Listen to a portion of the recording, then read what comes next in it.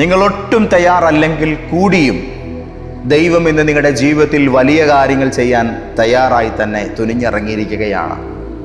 ഒട്ടും പെർഫെക്റ്റ് അല്ലെങ്കിൽ കൂടിയും ദൈവം വിതയ്ക്കാൻ തുടങ്ങുന്ന കാര്യത്തിൽ നിന്നും തൻ്റെ കൈ പിൻവലിക്കാതെ താൻ ഉദ്ദേശിച്ചത് നിങ്ങളുടെ മേൽ വിതയ്ക്കുക തന്നെ ചെയ്യുമെന്ന് വ്യക്തമായി ആലോചന പറയുന്നു.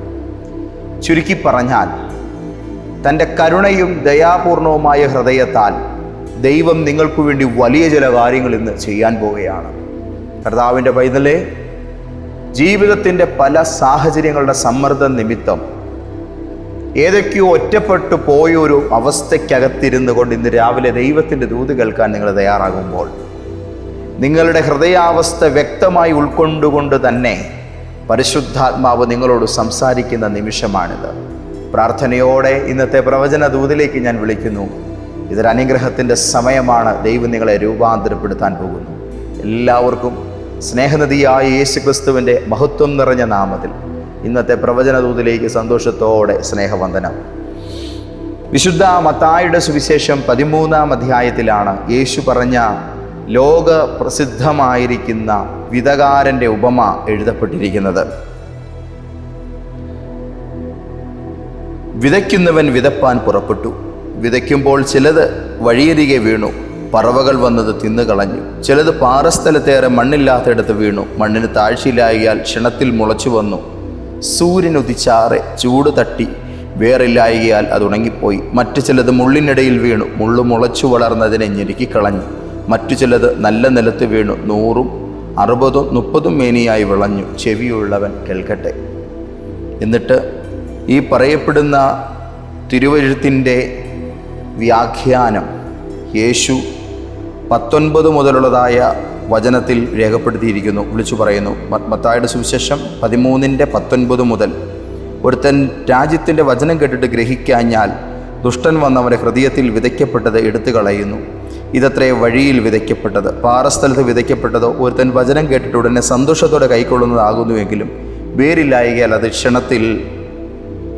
വേരില്ലായകയാൽ അവൻ ക്ഷണികനത്രേ. വചനനിമിത്തം ഞെരുക്കുമോ ഉപദ്രവമോ നേരിട്ടാൽ അവൻ ക്ഷണത്തിൽ ഇടറിപ്പോകും. 22-ാമത്തെ വാക്യം, മുള്ളിനിടയിൽ വിതയ്ക്കപ്പെട്ടതോ വചനം കേൾക്കുന്നുവെങ്കിലും ഈ ലോകത്തിൻ്റെ ചിന്തയും ധനത്തിൻ്റെ വഞ്ചനയും വചനത്തെ ഞെരുക്കിയിട്ട് നിഷ്ഫലനായിത്തീരുന്നതാകുന്നു. 23-ാം വാക്യം, നല്ല നിലത്ത് വിതയ്ക്കപ്പെട്ടതോ ഒരുത്തൻ വചനം കേട്ടിട്ട് ഗ്രഹിക്കുന്നതാകുന്നു. അത് വിളഞ്ഞ് 100, 60, 30 മേനി നൽകുന്നു. ഇന്ന് രാവിലെ പരിശുദ്ധാത്മാവ് ഈ ദൂതുമായി നിങ്ങളുടെ മുമ്പിലേക്ക് എന്നെ അയക്കുമ്പോൾ ഇതിൽ പൊതുവായി കാണാൻ കഴിയുന്ന കുറേ ദൈവകൃപയുടെ വെളിപ്പാടുകളിലേക്കാണ് പരിശുദ്ധാത്മാവ് നമ്മളെ കൊണ്ടുപോകുന്നത്.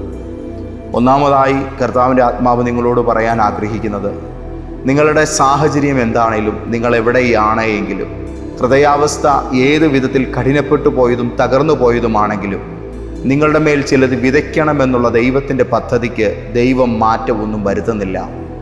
സന്തോഷത്തോടെ ദൈവത്തിന് സ്തോത്രം ചെയ്യുക. ഞാൻ ഏതവസ്ഥയിലായിരുന്നാലും, ഞാൻ ഏത് മാനസിക അവസ്ഥയിലും ഏത് ആത്മീക അനുഭവത്തിലാണ് ഇപ്പോൾ ആയിരിക്കുന്നതെങ്കിലും, ഒരുപക്ഷെ ഞാൻ വളരെ തീവ്രമായി പ്രാർത്ഥിക്കുന്നവനാകാം, പ്രാർത്ഥിക്കാൻ പറ്റാത്തവനാകാം, ഞാൻ വളരെ ശക്തമായി ഉണർവോടുകൂടി ആയിരിക്കുന്ന ഒരാളാകാം, എനിക്കൊന്നിനും മൂടില്ലാതെ ഞാൻ വളരെ തളർന്നവനാകാം. നിങ്ങളുടെ ഹൃദയത്തിൻ്റെ സാഹചര്യം എന്തായാലും ദൈവം ചിലത് വിതയ്ക്കാൻ പോവുകയാണ്. ഇത് പലരെയും തൊടുന്നതായിട്ട് ഞാൻ ആത്മാവിൽ അറിയുന്നു. Glory to Jesus. ദൈവത്തിൻ്റെ പരിശുദ്ധാത്മാവ് നിൻ്റെ സാഹചര്യത്തിൻ്റെ അകത്തേക്ക് വേര് പിടിക്കത്തക്ക വിധം ചിലതിനെ പാകാൻ തയ്യാറായിക്കൊണ്ടാണ് ഇന്ന് രാവിലെ സംസാരിക്കുന്നത്. വിത്ത് ദൈവവചനമാണ്. ആ വചനത്തിനകത്തുള്ള എല്ലാം ദൈവം വിതയ്ക്കും. ആമേൻ. അതൊരു പക്ഷേ സൗഖ്യമാകാം, അനുഗ്രഹമാകാം, പുരോഗതിയാകാം, നിത്യജീവനാകാം, ദൈവിക അനുഗ്രഹങ്ങളും വരമാരികളുമാകാം. കുഞ്ഞെ, ഇതിനകത്തുള്ള ഈ വിത്ത് ശേഖരത്തിനകത്തുള്ളത് എന്തും ഇന്ന് രാവിലെ തമ്പുരാൻ വിതയ്ക്കുകയാണ്. ഇതിനകത്തുള്ളതെന്തും, ഇതിനകത്തുനിന്ന് നിങ്ങൾ പ്രതീക്ഷിക്കുന്നതെന്തും നിങ്ങളുടെ മേൽ നിന്ന് കിളിർക്കാൻ പാകത്തിൽ നിങ്ങളുടെ ജീവിതത്തിലേക്ക് വരുന്നുണ്ട്. അതുകൊണ്ട് നിന്റെ സാഹചര്യമോ നിന്റെ അവസ്ഥയോ അല്ല, വിതയ്ക്കാൻ തുനിഞ്ഞിറങ്ങിയിരിക്കുന്ന നല്ല കർഷകനായ എൻ്റെ കർത്താവിൻ്റെ മനസ്സിനെയാണ് ഇന്ന് രാവിലെ ഞാൻ ആരാധിക്കുന്നത്. ആമേൻ. വഴിയരികിലും പാറനിലങ്ങളിലും മുള്ളുകൾക്കിടയിലും നല്ല മണ്ണിലും ഒരുപോലെ നല്ല മണ്ണിനെ മാത്രം നോക്കിക്കൊണ്ട് വിതച്ചിട്ട് മറ്റുള്ളതിനെ അവഗണിച്ച് കളയുന്നൊരു സ്വഭാവക്കാരനല്ല എൻ്റെ യേശു. എല്ലായിടത്തേക്കും തൻ്റെ വിത്തിറക്കാൻ അവിടുന്ന് തയ്യാറാകും. ഞാൻ അത്ഭുതപ്പെട്ടു പോയി. കാരണം ലോകത്തൊരു കർഷകനും ഇങ്ങനെ ചെയ്യാറില്ല. ദൈവം തമ്പുരാൻ അതാണ് ചെയ്തത്. തൻ്റെ നല്ല വിത്തായിരിക്കുന്ന യേശുവെന്ന തൻ്റെ പുത്രനെ സകലർക്കായിട്ടും നൽകി. നല്ല മനുഷ്യർക്ക് വേണ്ടി മാത്രമല്ല, കെട്ട മനുഷ്യരായവർക്ക് വേണ്ടി, ദോഷികളും ഒരുപാട് ശപിക്കപ്പെട്ടവരുമായവർക്ക് വേണ്ടി, എല്ലാവർക്കും വേണ്ടി, ആരും നശിച്ചു പോകാൻ ദൈവം ആഗ്രഹിക്കാതെ എല്ലാവർക്കും വേണ്ടി യേശുവിനെ നൽകി. അങ്ങനാണെങ്കിൽ യേശുവിൽ നിന്നും വരുന്നതെല്ലാം ഒരു പ്രത്യേകമായിരിക്കുന്ന കമ്മ്യൂണിറ്റിയെ മാത്രം ഫോക്കസ് ചെയ്ത് വരുന്നതല്ല, അത് സകലരെയും നോക്കി വരുന്നു. സന്തോഷത്തോടെ കർത്താവിന് സ്തോത്രം ചെയ്യുക. ദൈവം നിനക്ക് വേണ്ടി വലുത് ചെയ്യാൻ പോവുകയാണ്. നിങ്ങളുടെ കുടുംബത്തിൻ്റെ അകത്തെ നിരാശയെ വേരോടെ പിഴുതു കളയുന്ന ചില ദൈവപ്രവൃത്തികൾ ഇന്ന് പകൽ ഈ ദൈവാലോചന കേൾക്കുന്ന സമയത്ത് നടക്കും.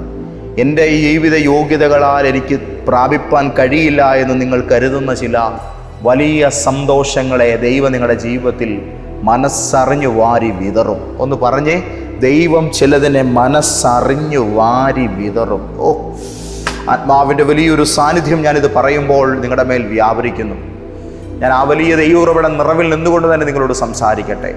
അറിഞ്ഞുകൊണ്ട് ദൈവം ചിലത് കിളിർക്കട്ടെ, കിളിർത്തവിടെ പടർന്ന് പന്തലിക്കട്ടെ എന്നുള്ള സന്തുഷ്ടമായ ഹൃദയ പദ്ധതിയോടുകൂടെ തന്നെ നിങ്ങളുടെ ജീവിതത്തിലേക്ക് ചിലതിനെ ഇന്ന് രാവിലെ വാരി വിതറുകയാണ്. ഒരു മാറ്റമുണ്ടാകാൻ പോകുന്നു കർത്താവിൻ്റെ കുഞ്ഞെ. നിന്റെ ഗതികേടിന് അടിവരയിട്ടുകൊണ്ട് ഒരു വിളവിൻ്റെ കാലം ദൈവം ഉദ്ഘാടനം ചെയ്യുകയാണ്. Thank you Jesus, hallelujah. എല്ലായിടത്തും വിതച്ചു. പറഞ്ഞേ, എല്ലായിടത്തും വിതച്ചു. കർഷകൻ എല്ലായിടത്തും വിതച്ചു. യേശു എല്ലായിടത്തും വിതയ്ക്കുന്നു, എല്ലാവരിലും വിതയ്ക്കുന്നു, ഏത് സമയത്തും വിതയ്ക്കുന്നു. ഇന്ന് രാവിലെ ക്രിസ്റ്റി പാസ്റ്റർക്ക് വേണ്ടി മാത്രമല്ല, നിങ്ങൾക്ക് വേണ്ടി ദൈവം അതിനെ ഒരുക്കുന്നു. നിങ്ങൾ ചിന്തിക്കുന്ന കുറച്ച് പേർക്ക് വേണ്ടി മാത്രമല്ല, എല്ലാവർക്കും വേണ്ടി കർത്താവ് വിതയ്ക്കുന്നു. ആ കരത്തിൽ നിന്നും എന്നിലേക്കും ചിലത് ഇന്ന് രാവിലെ വന്ന് വീഴുന്നുണ്ട്. തമ്പുരാൻ്റെ കൈ തൊട്ട ചിലത് നിന്റെ ജീവിതത്തിൻ്റെ മുമ്പിലും വരുന്നുണ്ട്. നിന്റെ വീട്ടുമുറ്റത്തും ഇന്ന് രാവിലെ ചില നന്മകൾ വീണിട്ടുണ്ട്. നിനക്ക് വേണ്ടി ചില മന്നകൾ ഇന്ന് പൊഴിഞ്ഞിട്ടുണ്ട്. നിനക്കും കുടിപ്പാൻ ചില ഉറവകൾ തുറക്കപ്പെട്ടിട്ടുണ്ട്. സന്തോഷത്തോടെ ദൈവത്തിന് സ്തോത്രം ചെയ്യുക. ഈ ദിവസങ്ങളിൽ നീ കരയുന്ന വിഷയത്തിൻ്റെ ഉത്തരം മറ്റു പലർക്കു വേണ്ടിയും ഇതിനോടകം വെളിപ്പെട്ടു വന്നതുപോലെ മാതാവേ, പിതാവേ, നിങ്ങൾക്ക് വേണ്ടി ദൈവം അതിനെ അയക്കും. നിന്റെ തലമുറയെ ദൈവം തിരിച്ചു കൊണ്ടുവരും. ആമേൻ. അത് അകപ്പെട്ട് കിടക്കുന്ന നീർച്ചുഴിക്കകത്തുനിന്ന് ദൈവം അതിനെ മുങ്ങിത്താഴുന്ന ഘട്ടത്തിൽ കരം നീട്ടി വലിച്ചുയർത്തിയെടുത്ത് നിങ്ങളുടെ കരത്തിലേക്ക് തിരിച്ചു തരുന്ന നിലയിലൊരു അത്ഭുതം നടക്കാൻ പോകുന്നു. എവിടെയൊക്കെയോ നഷ്ടപ്പെട്ടു പോകുന്ന ചിലതിനെ ഓർത്ത് വേദനിക്കുന്നവരോട് ഈ ദൂത് ആദ്യമേ തന്നെ ദൈവാത്മാവ് പറയുന്നു. കർത്താവ് ചിലതിനെ ഉദ്ധരിക്കുവാനായി ഇന്ന് രാവിലെ രംഗത്തിറങ്ങുകയാണ്. എല്ലായിടത്തും വിതച്ചെങ്കിൽ എനിക്ക് വേണ്ടിയും ചിലത് വന്നിട്ടുണ്ട്, എൻ്റെ വീടിന് വേണ്ടിയും ചിലത് വന്നിട്ടുണ്ട്. 10,000-കണക്കിന് മനുഷ്യർ ഇന്ന് രാവിലെ ദൈവാലോചന കേട്ട് ബലപ്പെടുമ്പോൾ ഞാൻ പറയുന്നു, അവർക്ക് വേണ്ടി മാത്രമല്ല, നിങ്ങൾക്ക് വേണ്ടിയും ചിലത് കർത്താവിത ഒരുക്കിയിട്ടുണ്ട്. ആമേൻ. നീ പെർഫെക്റ്റ് അല്ലെങ്കിലും, നിന്റെ ഹൃദയത്തിനകത്ത് സ്ട്രഗിൾ ഉണ്ടെങ്കിലും, നീ ഒരുപാട് ഡിപ്രസ്ഡ് ആണെങ്കിലും, ദൈവം തൻ്റെ ആ ഒരു സീഡിങ്ങിനെ സ്റ്റോപ്പ് ചെയ്യുന്നില്ല. ദൈവം നിങ്ങളെ സ്കിപ്പ് ചെയ്ത് കളയുന്നില്ല. ദൈവം നിങ്ങളുടെ അകത്തേക്കും സംതിങ് സ്പെഷ്യൽ ഇടുകയാണ്. കർത്താവ് ചിലത് ഇൻവെസ്റ്റ് ചെയ്യാൻ പോവുകയാണ് നിൻ്റെ ലൈഫിൽ. നിൻ്റെ ഫ്യൂച്ചറിനകത്ത് വളരെ ഫലകരമായി തീരാൻ ഈ സാഹചര്യത്തിനകത്ത് തന്നെ ദൈവം ചിലതിനെ പകരുന്നു. ഇത് കേൾക്കുമ്പോൾ എല്ലാവരുടെയും മൈൻഡിൽ കോമൺ ആയിട്ടുണ്ടാകുന്നൊരു സംഭവമുണ്ട്. പാസ്റ്റർ ഈ പറയുന്നതിനകത്തൊരു കാര്യം മറച്ചു വെച്ചല്ലേ പാസ്റ്ററെ പറയുന്നത്? കാരണം നല്ല മണ്ണിനകത്തല്ലേ ഇതൊക്കെ വേര് പിടിച്ചിട്ടുള്ളൂ.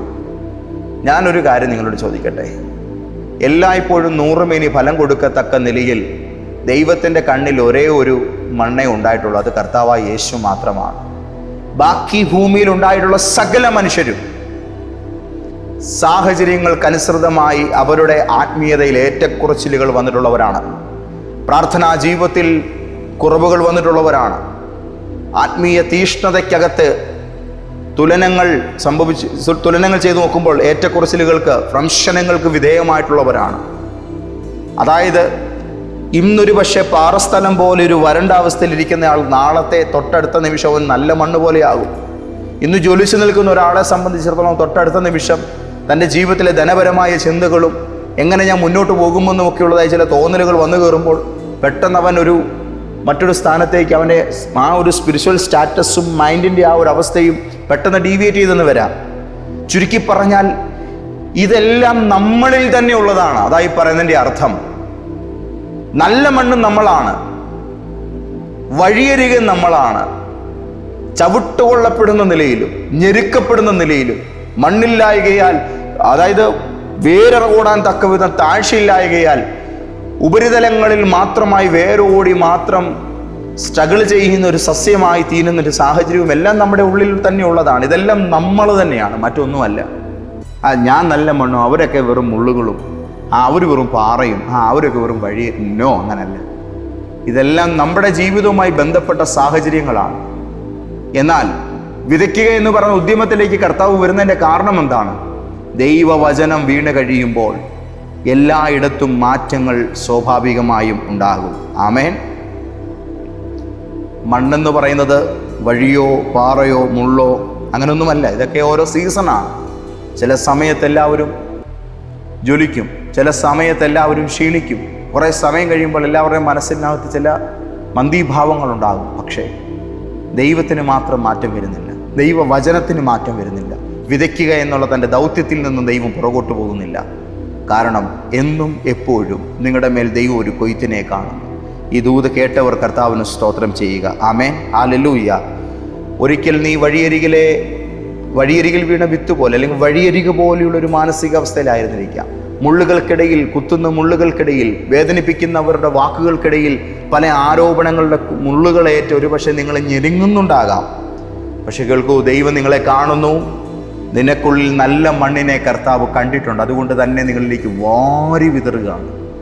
ഇതിനപ്പുറത്ത്, ഈ പ്രോസസ്സിൻ്റെ അപ്പുറത്തൊരു നല്ലതുണ്ട്. അതായത് വഴിയരികെ, പാറസ്ഥലം, മുള്ള്, ഇതെല്ലാം കഴിഞ്ഞിട്ടാണ് നല്ല മണ്ണിലേക്ക് വരുന്നത്. ഒരു സ്ട്രോങ് ആയിട്ടുള്ള ക്രിസ്ത്യൻ ലൈഫിൻ്റെ പ്യുവർ റിസൾട്ടിലേക്ക് വരുന്ന ആ ഒരു യാത്ര, അതിൻ്റെ ആരംഭ നിമിഷം തന്നെ 100 മേനിയൊന്നും ആർക്കും കൊടുക്കാൻ കഴിയില്ല. 30 മേനി കൊടുക്കുമ്പോഴും ബാക്കി 70 കിട്ടിയിട്ടില്ല. 60 കൊടുക്കുമ്പോഴും ബാക്കി 40 കിട്ടിയിട്ടില്ല. 100-ൽ 100 വരുവോളം ദൈവം വിതയ്ക്കുന്നേയിരിക്കുകയാണ്.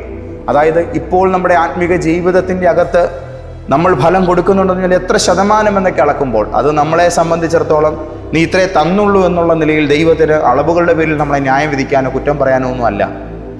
കൂടുതലായി ഫലം കൊടുക്കുവാനുള്ളതായ ഒരു പ്രോത്സാഹനം നമ്മളിൽ ഉണ്ടാകേണ്ടതിന് ദൈവവചനം അത് ഒരുക്കി വച്ചിരിക്കുകയാണ്. ദൈവം നിങ്ങൾക്കുള്ളിൽ നല്ല മണ്ണിനെ കാണുന്നു, ഒരു നല്ല ഭാവി ദൈവം നിന്നിൽ കാണുന്നു, ഒരു നല്ല ശുശ്രൂഷ ദൈവം നിന്നിൽ കാണുന്നു, ഒരു നല്ല ജീവിതം ദൈവം നിന്നിൽ കാണുന്നു. വനാന്തരങ്ങളിൽ അലഞ്ഞ ഇടയ ചെറുക്കനിൽ ഒരു രാജകീയ ഭാവിയെ കണ്ട, ജയിലറയിൽ വിതുമ്പിക്കരഞ്ഞ ചെറുപ്പക്കാരനിൽ ആ രാഷ്ട്രത്തിൻ്റെ മന്ത്രിയുടെ ഇടം ദൈവം കണ്ടെങ്കിൽ, ഹല്ലേലൂയ.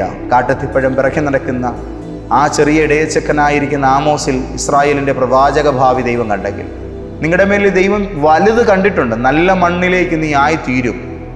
ദൈവം നല്ലത് കണ്ടിട്ടുണ്ട്. നല്ലത് പുറത്തു വരത്തക്കവിധം ദൈവം ചിലത് വിതയ്ക്കുന്നു. ആമേൻ. ദൈവം നല്ലത് കാണുന്നത് കൊണ്ടാണ് വീണ്ടും വീണ്ടും വിതയ്ക്കുന്നത്. എല്ലാ ദിവസവും പ്രവചനത്തോട് നിങ്ങളോട് പറയാൻ കർത്താവിനെ പ്രേരിപ്പിക്കുന്നതിൻ്റെ കാരണവും അത് തന്നെയാണ്. ആമേൻ. ദൈവം നിങ്ങളുടെ കുറവുകളെ നോക്കിയല്ല, നിങ്ങളുടെ സാധ്യതകളെ നോക്കി ദൈവം വിതയ്ക്കുന്നു. ഇപ്പോൾ നീ എന്താണെന്നുള്ളതല്ല, നാളെ നീ ആരായി മാറുമെന്നതാണ് ദൈവത്തിൻ്റെ പക്കലെ ചിന്ത. ആമേൻ. ഇന്ന് രാവിലെ എനിക്ക് കംപ്ലീറ്റ്ലി പെർഫെക്റ്റ് ആയ ശേഷം ദൈവം എന്തെങ്കിലും ചെയ്യട്ടെ എന്നുള്ള ചിന്തയിലിരുന്നാൽ ഒരു കാലത്തൊന്നും നടക്കുകയില്ല. നമുക്ക് ഏൽപ്പിച്ചു കൊടുക്കാം തുറന്ന ഹൃദയത്തോടെ. നാം ഇന്ന് രാവിലെ ദൈവത്തിന് അവൈലബിൾ ആകുക എന്നതാണ് ദൈവം നമ്മളിൽ നിന്ന് ആഗ്രഹിക്കുന്ന കാര്യം.